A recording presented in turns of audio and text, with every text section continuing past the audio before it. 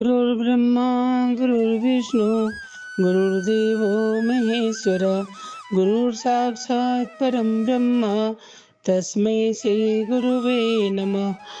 नमस्कार साथियों, आज हम एक ऐसा प्रसंग लेकर आए हैं जो हमारे जीवन की नींव को छूता है। गुरु पूर्णिमा एक पावन पर्व जो सिर्फ त्योहार नहीं है बल्कि आत्मज्ञान की ओर पहला कदम है। हमारा जीवन बिना ज्ञान के अधूरा है और ज्ञान तब तक पहुंचाने वाला कौन है? गुरु। गुरु सिर्फ एक व्यक्ति नहीं, एक ऊर्जा है जो हमें अंधकार से उजाले की ओर और अज्ञान से आत्मज्ञान की ओर ले जाती है। आज की इस कथा में हम जानेंगे गुरु पूर्णिमा का इतिहास। और गुरु पूर्णिमा का पर्व आषाढ़ मास की पूर्णिमा को मनाया जाता है। इसी दिन महर्षि वेदव्यास का जन्म हुआ था, जिन्होंने वेदों को 4 भागों में विभाजित किया: ऋग्वेद, यजुर्वेद, सामवेद और अर्थवेद। महर्षि वेदव्यास ने ही महाभारत जैसे महाकाव्य की रचना की। उन्होंने ही श्रीमद् भागवत गीता का ज्ञान दिया।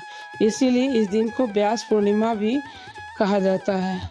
भारत में गुरु का स्थान ईश्वर से भी ऊपर रखा गया है। कबीरदास जी की यह पंक्ति प्रसिद्ध है: गुरु गोविंद दो खड़े काके लागो पाए, बलिहारी गुरु आपने गोविंद दियो बताए। गुरु वो है जो हमें प्रभु तक पहुँचने का मार्ग बताते हैं। अब हम एक ऐसी कथा सुनते हैं जो गुरु शिष्य संबंध की गहराई को उजागर करती है।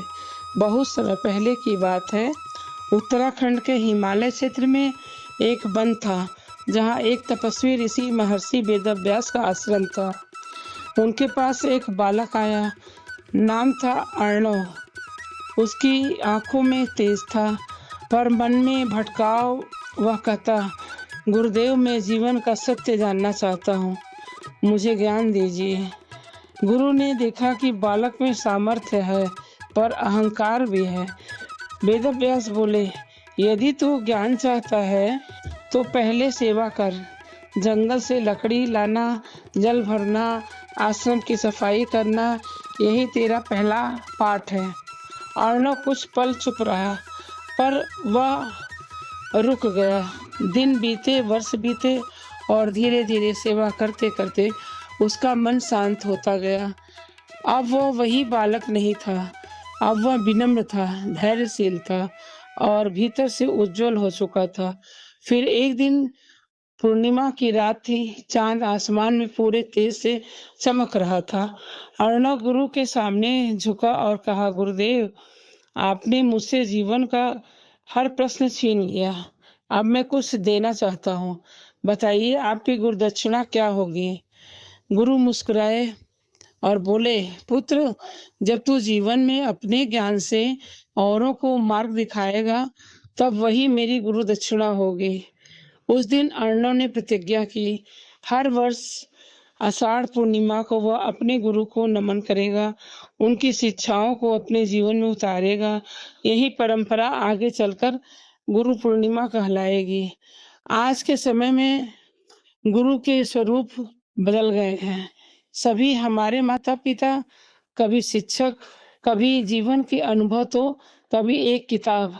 हर कोई जो हमें सही मार्ग दिखाए वह गुरु है। आज के दिन हमें उन सबको धन्यवाद देना चाहिए जिन्होंने हमारे जीवन की दिशा बदली, हमें अंधकार से उजाले की ओर बढ़ाया। गुरु कोई शरीर नहीं है, गुरु एक चेतना है। और अंत में सुनिए एक भावनात्मक गुरु भजन, जिसे हम गुरु बिना ज्ञान नहीं मिलता, अंतर का अंधकार नहीं छुटता। तेरी कृपा से जागा जीवन, वरना सब कुछ था खोया बचपन। तेरे चरणों की छाँव में पाया, हर दुख में सहारा तुझसे ही आया।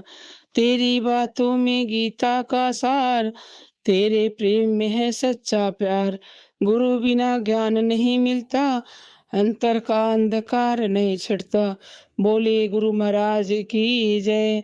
गुरुर्ब्रह्मा गुरुर्विष्णु गुरुदेवो महेश्वर गुरु साक्षात् परम ब्रह्म तस्मै श्री गुरुवे नमः।